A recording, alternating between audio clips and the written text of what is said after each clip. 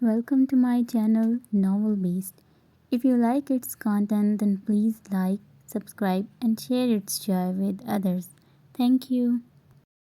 फेरोज़ा फेरोज़ा दानियाल सफ़ीर खान की दहशत से लबरेज आवाज़ पूरे घर में गूंज रही थी। वो घर की मुलाज़मा को चीख कर पुकार रहा था। उसकी आवाज़ सुनते सब लोग ही हड़बड़ा कर बाहर निकले।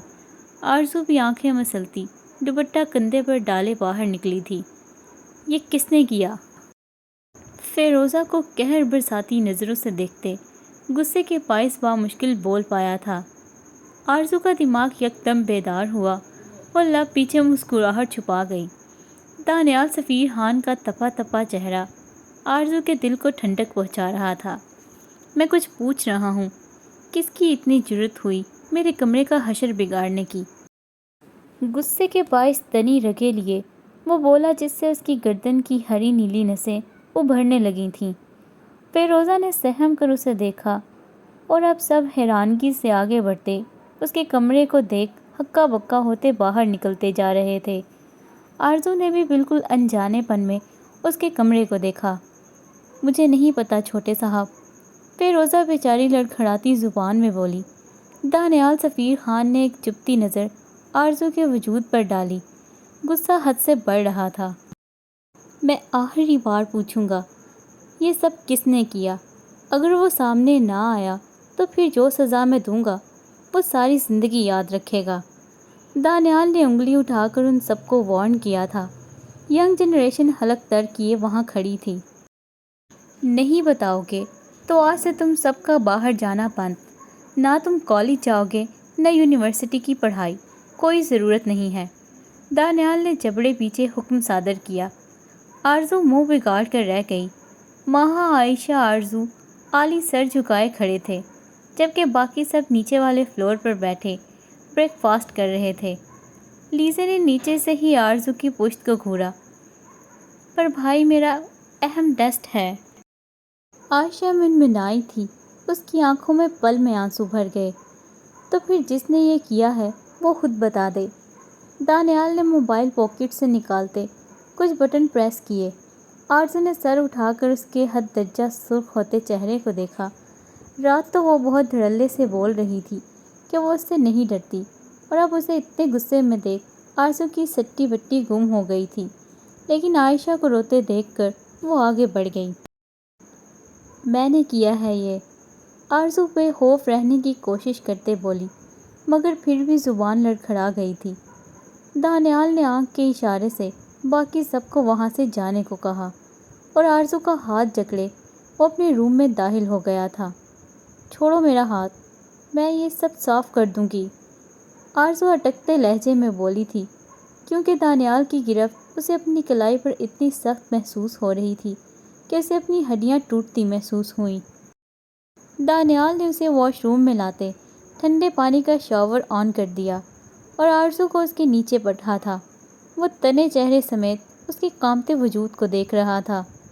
याद रखना, तुम्हारी हर बेवकूफ़ी का जवाब देना मुझे अच्छे से आता है। अब यहाँ से बाहर तब ही निकलोगी जब तुम्हारी अकल ठिकाने आ जाए। दानियाल ने शावर की स्पीड मज़ीद बढ़ा दी। जनवरी की सर्दी में ठंडे पानी के नीचे खड़े आरज़ू के 14 तबक रोशन हुए थे। वो गहरे गहरे सांस भर रही थी। सर्दी ने पल में उसकी अकड़ तोड़ी थी, जबकि वो लापरवाह सा बना दीवार के साथ टेक लगाए बाजू सीने पर फोल्ड किए मोबाइल में न जाने क्या देख रहा था। आरज़ू खान गहरे सांस भरती उस बेहिस शख्स को देखने लगी। उसकी आंखों से आंसू गिरते पानी के साथ मिलते फर्श पर गिरने लगे थे। वजूद कँपकँपा उठा और होंठ यकदम ही नीले पड़ने लगे थे। सॉरी, वो लड़खड़ा कर बोली। दानियाल ने आबरू अचका कर उसे देखा। सॉरी, अटकते लहजे में उसके नीले पड़ते लबों से बामुश्किल अल्फाज अदा हुए थे। आरज़ू को इस वक्त वो शख्स पत्थर दिल लगा था, जो कितने पुरसुकून अंदाज में खड़ा था, ये जानते हुए भी कि इतने सर्द पानी ने आरज़ू को जमा कर रख दिया था। दोबारा मुझसे उलझने से पहले 100 बार ज़रूर सोच लेना आरज़ू खान। मैं बार बार माफ़ कर देने का कायल नहीं हूँ। अब दफ़ा हो जाओ यहाँ से। اس کی آنکھوں میں اپنی سرد آنکھیں گاڑے وہ لفظوں کو چبا چبا کر ادا کرتے بولا۔ آرزو نم آنکھوں سے وہاں سے نکلی، مگر قدم آگے بڑھنے سے انکاری تھے۔ وہ بری طرح کانپ رہی تھی، مگر مجال تھی کہ وہ شخص اسے سہارا ہی دے دیتا۔ وہ ابھی اس کے کمرے کے وسط میں پہنچی تھی جب دانیال نے اسے پکارا۔ آرزو ہان ٹھہر گئی لیکن پلٹی نہیں تھی۔ اپنا آپ سنبھال کر چلو لڑکی، غصے سے تنے چہرے سمیت اس نے بیڈ سے اپنی مردانہ شال اٹھا کر آرزو خان کے اوپر پھیلا دی۔ آرزو نے ساکت مگر غصے سے لبریز نظروں سے اسے دیکھا۔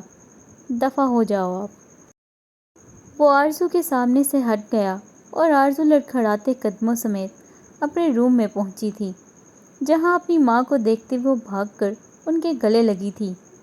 دیکھیے آپ کے جاہل بھتیجے نے کیا کیا ہے ماما۔ وہ رخسار بیگم کے گلے لپٹی رو دی تھی۔ رخسار بیگم نے اسے خود سے جدا کرتے بیڈ پر بٹھایا۔ غلطی تمہاری بھی تھی نا، منع کیا تھا نا لیزا نے تم سے وہ ساڑی مت پہنو، مگر تم نہیں مانی۔ جانتی تو ہو دانیال کو یہ سب پسند نہیں ہے، اوپر سے تم نے اس کے کمرے کا کیا حشر کر دیا ہے۔ رخسار بیگم الماری سے اس کے کپڑے نکالتے ساتھ ساتھ بول رہی تھیں۔ آرزو نے لب ایک دوسرے میں پیوست کیے، ماں کے ہاتھوں سے کپڑے لیے۔ ہاں میں بھول گئی تھی، وہ آپ کا لاڈلا فرما بردار بھتیجا ہے، میں بھول گئی تھی۔ وہ پیر پٹکتی واش روم میں گھس گئی تھی، جبکہ رخسار بیگم نے پیچھے نفی میں سر ہلایا اور وہاں سے باہر نکل گئیں۔ وہ لوگ جوائنٹ فیملی میں رہتے تھے اور دانیال سفیر خان سب سے بڑا تھا، اس لیے وہ سب پر ہی ایک خاص رعب رکھتا تھا۔ مگر آرزو خان ہمیشہ وہی کرتی تھی جو دانیال سفیر خان کو ناپسند ہو، اور جو دانیال کو ناپسند ہوتا وہ آرزو خان کو ضرور پسند ہوتا تھا۔ کالج آ رہی ہو کیا؟ اسپیکر سے ابھرتی آواز پر آرزو خان نے برا سا منہ بنایا تھا۔ ہاں آ رہی ہوں، پتہ نہیں مجھے اتنا پڑھا کر کیا بنانا ہے انہوں نے۔ آرزو دانت پیستے بالوں میں برش کرتے بولی۔ ایک تو صبح صبح ٹھنڈے پانی نے اس کی اچھی خاصی تواضع کر دی تھی، اور اب تو اسے یوں فیل ہو رہا تھا جیسے اسے بخار ہونے والا ہو۔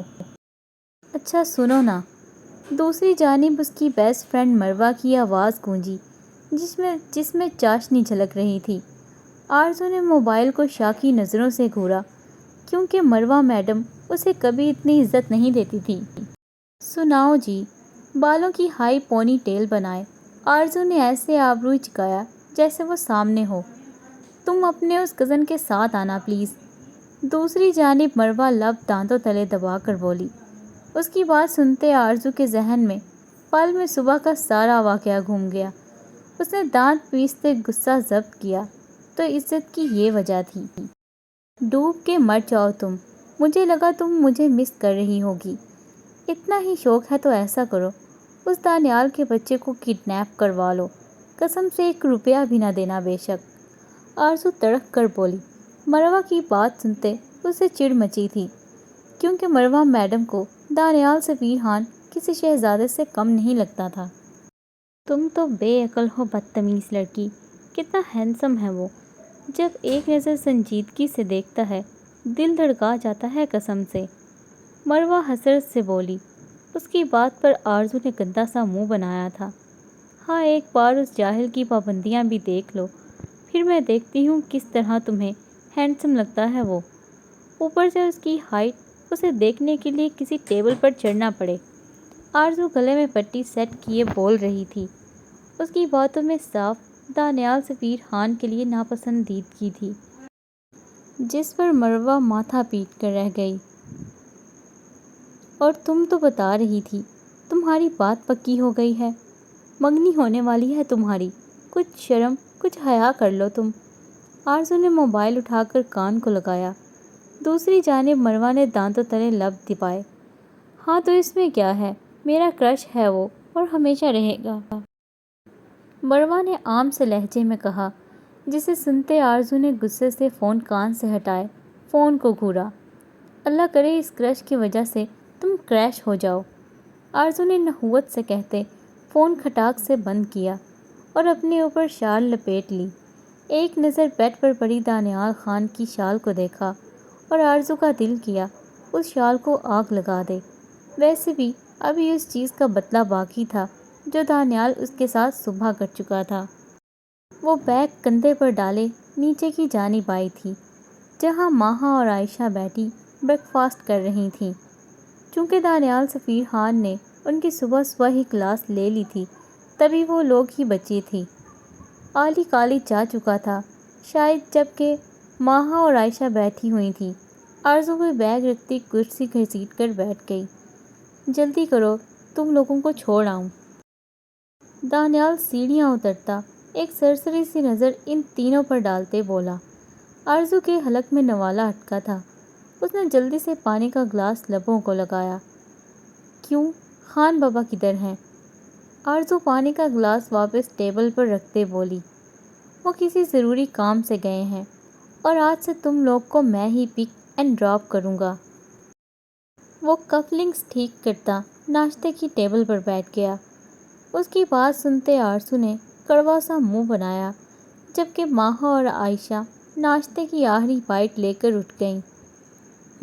ڈرائیور کی طرح، انٹرسٹنگ۔ آرزو خان بڑبڑائی تھی کیونکہ ابھی صبح کی سردی وہ بھول نہیں پائی تھی، لیکن اس کی بڑبڑاہٹ دانیال کے تیز کانوں سے بچی نہیں رہ سکی۔ اس نے سخت نظروں سے آرزو کو دیکھا۔ کیا ہے، آنکھوں سے کھا جاؤ گے کیا؟ کندھے اچکاتے وہ بھی مزید 3-4 نوالے لیتی اٹھ گئی۔ کچن سے نکلتی نور بیگم سفیر خان کی والدہ نے آرزو کو گھورا۔ بڑی ماں، کاش آپ زیادہ کڑوی چیزیں نہ کھاتی تو نتیجہ آج ایسا نہ ہوتا۔ آرزو بڑی محبت سے نور بیگم کے گلے لگتی، ان کے کان کے قریب سرگوشی کرتے دانتوں تلے لب دبا گئی جسے اس کی گال پر گڑا سا ابھرا تھا۔ بدتمیز، نور بیگم نے مسکراہٹ دباتے اسے گھورا اور انہیں خدا حافظ بولتے باہر کی جانب بڑھی اور پھر رک گئی۔ ڈرائیور صاحب جلدی آئیے، لیٹ ہو جائیں گے ہم۔ آرزو گردن گھما کر بولی۔ وہ اچھا خاصا دانیال کو زج کر چکی تھی۔ دانیال نے فورک غصے سے ٹیبل پر پٹکا اور آرزو جلدی سے وہاں سے نکلتی باہر گاڑی میں جا کر بیٹھ گئی۔ دانیال گاڑی میں بیٹھتا اب گاڑی ڈرائیو کر رہا تھا۔ ماہا اور عائشہ کو تو یونیورسٹی ڈراپ کرنا تھا لیکن آرزو کو اسے کالج ڈراپ کرنا تھا جو یونیورسٹی سے 15 منٹ کی دوری پر تھا۔ اور اب آرزو خان کے واقعی پسینے چھوٹے تھے کیونکہ عائشہ اور ماہا تو یونیورسٹی کے گیٹ کے سامنے اتر چکی تھی اور اب دانت نکالتے اسے خدا حافظ بول رہی تھی۔ آگے آ کر بیٹھو۔ وہ بیک ویو مرر سے آرزو کے چہرے پر اپنی سرد نظریں جمائے بولا۔ میں ٹھیک ہوں۔ نہ جانے کتنی سردی تھی وہ نظروں کے سرد تھیں وہ نظریں کہ آرزو کا لہجہ لڑکھڑا گیا۔ اف اللہ، وہ ہمیشہ ہی ایسے کیوں پھنس جاتی تھی اس بد دماغ شخص کے چنگل میں؟ تمہیں ایک مرتبہ سنائی نہیں دیتا؟ آگے آ کر بیٹھو یا پھر یہ کام بھی میں خود کروں؟ تنا چہرہ لیے وہ جبڑے پیچھے بولا۔ آرزو ہمت رکھتی بیک سیٹ سے نیچے اتری اور فرنٹ ڈور کھول کر فرنٹ سیٹ پر بیٹھ گئی تھی۔ دانیال نے ایک چبھتی نظر اس کے وجود پر ڈالی اور پھر ذرا آگے کو جھکا۔ آرزو کی آنکھیں پھیلی تھیں۔ یہ کیا کرنے لگے ہیں؟ اسے اپنی جانب جھکتا دیکھ وہ لڑکھڑاتی زبان سے بامشکل لفظ ادا کر پائی تھی۔ دانیال نے فل بیزاری سے اسے دیکھتے اس نے نازک وجود کو سیٹ بیلٹ میں قید کیا تھا۔ بد دماغ لڑکی، وہ منہ ہی منہ میں بڑبڑایا مگر اس کے نزدیک ہونے کی وجہ سے آرزو اس کی بڑبڑاہٹ سن چکی تھی جسے سنتے وہ منہ بناتے اسے گھورنے لگی تھی۔ جاہل، آرزو بھی اسی کے انداز میں بولی تھی جبکہ دانیال نے اسے فی الحال اگنور کر دیا۔ 15 منٹ بعد وہ کالج کے گیٹ کے سامنے گاڑی روک چکا تھا جب آرزو گاڑی سے نیچے اتری۔ سنو، میں لینے آؤں گا، اکیلے کہیں مت منہ اٹھا کر چلے جانا، وہ گہری سنجیدگی سے بولا۔ تو آرزو نے تیکھی نظروں سے اسے دیکھتے اسبات میں سر ہلایا اور پھر سامنے دیکھا جہاں مروہ ابھی ابھی گاڑی سے اتری تھی اور اب بڑے اشتیاق سے دانیال سفیر خان کو دیکھ رہی تھی۔ آرزو نے نفی میں سر ہلاتے پلٹ کر دیکھا جہاں وہ اب بھی اسے ہی گھور رہا تھا۔ اس کے دیکھنے پر دانیال سفیر خان کے لبوں پر ایک جتاتی سی مسکراہٹ رونما ہوئی اور پھر غائب ہو گئی۔ آرزو نے ناسمجھی سے اسے دیکھا اور پھر مروہ کو ساتھ لیے آگے بڑھ گئی، مگر ذہن میں اب بھی اس کی جتاتی مسکراہٹ گھوم رہی تھی۔ لیکن وہ سر جھٹک گئی۔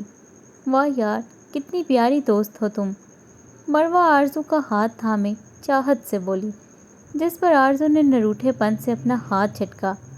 دفع ہو جاؤ تم، پتہ نہیں کون سا بھوت سوار رہتا ہے تم پر۔ آرزو منہ پھلائے بولی تھی، جبکہ مروہ اب بھی خوشی سے چمکتی آنکھوں سے اسے دیکھ رہی تھی۔ یار اتنی خوش قسمت ہو تم، روز تمہیں اس کا دیدار کرنے کو ملتا ہے، مروہ خوشی چھلکاتے لہجے میں بولی، جس پر آرزو نے آنکھیں چھوٹی کرتے اسے گھورا۔ دفعہ دور، وہ بھی اور تم بھی، کالا منہ نیلے پیر۔ آرزو پیر پٹکتی کلاس میں چلی گئی، جبکہ اس کے جملے پر مروہ نے ہاتھ آگے کرتے اپنے سفید رنگ والے ہاتھوں کو دیکھا۔ آرزو سنو تو، اور پھر وہ بھی اس کے پیچھے جاتی کلاس روم میں کہیں گم ہو گئی۔